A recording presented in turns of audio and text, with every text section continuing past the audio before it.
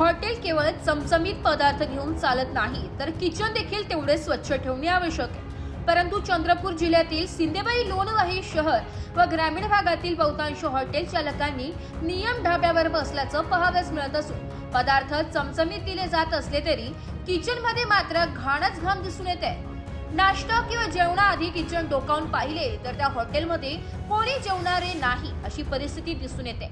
याकडे मात्र अन्न व औषध प्रशासन विभागाचे कायम कानाडोळा असल्याचं दिसून येते। सिंदेवाही लोणवाही शहरात छोट्या मोठ्या हॉटेल नाश्ता सेंटरची संख्या बरेच प्रमाणात आहे। या ठिकाणी अन्न व औषध प्रशासनाच्या नियमानुसार पदार्थांची विक्री होणे आवश्यक आहे। ताजे पदार्थ खुले तेल व न वापरता पॅकिंगचे तेल वापरावे। एखादा पदार्थ तळल्यानंतर ते तेल पुन्हा वापरू नये। किचनसह हॉटेलमध्ये सर्वत्र स्वच्छता असावी अधिनियम आहेत, परंतु हॉटेल मालकाकडून कुठल्याही नियमांचे पालन करण्यात येत नाही।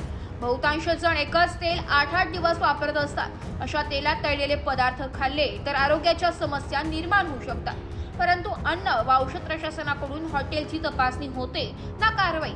परिणामी हॉटेल चालकांना रान मोकळे झाले। दुसरीकडे मात्र नागरिकांच्या आरोग्याशी खेळ सुरू असल्याचं चित्र आहे।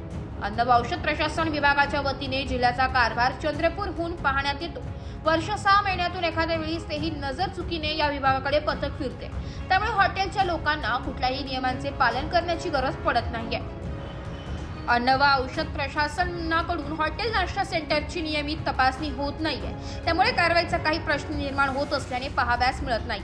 परिणामी हॉटेल चालकांचे चांगलेच फायदा असो नियमाचे पालन न करता खाद्यपदार्थांची विक्री करण्यात येते। यातून मात्र एक प्रकारे आरोग्याची खेळ सुरू असल्याचं चित्र आहे। नागरिकांच्या आरोग्याशी खेळ सुरू असलेला बंद केव्हा होणार असे नागरिक विचारित आहेत। एस मराठी न्यूज साठी जिल्हा प्रतिनिधी वहाब अली सय्यद, चंद्रपूर।